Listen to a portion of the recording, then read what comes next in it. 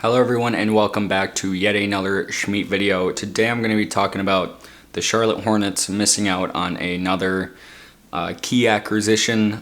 They could have had another piece around LaMelo, but obviously we didn't end up with any sort of trade. Yes, I'm talking about Donovan Mitchell, the title of this video. The Cavs ended up trading for him.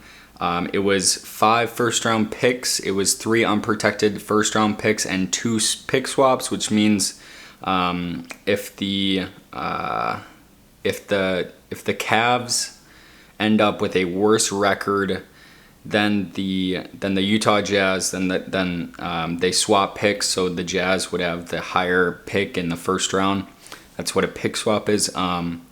So 5 picks, 2 swaps, and 3 unprotected.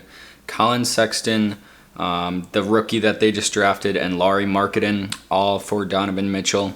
And I was just thinking about just looking at that package that the Utah Jazz accepted that trade and how the Charlotte Hornets could make that same package and what it would look like. So I came up with this. It would be the same amount of picks. Let's say it was the same amount of picks, so we'd have to match what the Cavs gave in player talent. So with Colin Sexton, I thought a good comparison of a guy that's on a similar level would be PJ Washington. Obviously, the points per game is way off there, but I feel like relative to like the game of basketball as a whole, they have a similar impact. So PJ Washington, Kelly Oubre I would assume would be on the same team here as Lauri Markkanen. Again, these are totally different players. These players play a lot differently. And then the third player, the rookie, would be our rookie. Mark Williams. So in total, it would be the 5 picks, 2 swaps, 3 unprotected, PJ Washington, Kelly Oubre, and Mark Williams, our rookie, for Donovan Mitchell. If we did this trade, I think that's almost similar to what the Cavs got. Obviously, you could throw Gordon Hayward in there as well. But regardless, we miss out on Donovan Mitchell. And would I have been fine with the Charlotte Hornets giving up all of that? I think I would be. I know that's a lot, and maybe when I think about this after I post it, I'm like, maybe not.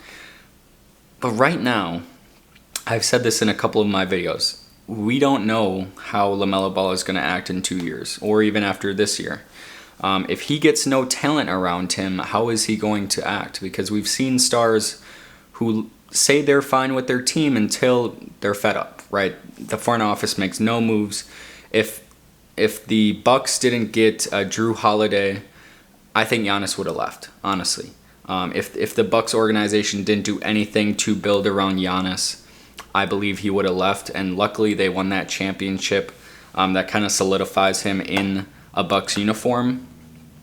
The front office for the Hornets aren't doing anything. Like, I didn't expect, like, deep down in my heart, I didn't expect Mitch Kupchak to make any sort of trade, especially for a big-name guy. The only trades I think he's comfortable in doing is for, our 8th guy off the bench and trying to improve our bench. There is no big acquisition for us. We don't get a Miles Turner. We don't get a... the biggest trade we've had in the last 2 seasons was us getting Montrezl Harrell. And that was a pretty no-brainer because we traded away our backup point guard, an Ish Smith, and a G-Leaguer for Montrezl Harrell. But that was the only trade in the recent memory that I can think of. So, I don't know, guys. I don't know if our front office will ever try to solidify our position and build around LaMelo. I don't know if that's going to happen.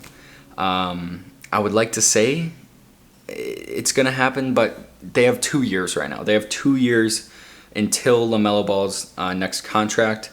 So in these next 2 years, they're going to have to do something. And they're not going for Donovan Mitchell. They're not going for anybody at this point. So Charlotte Hornets front office, you guys have 2 years to figure out this LaMelo Ball situation. You guys drafted correct. Over these last 5 seasons, you guys have drafted great.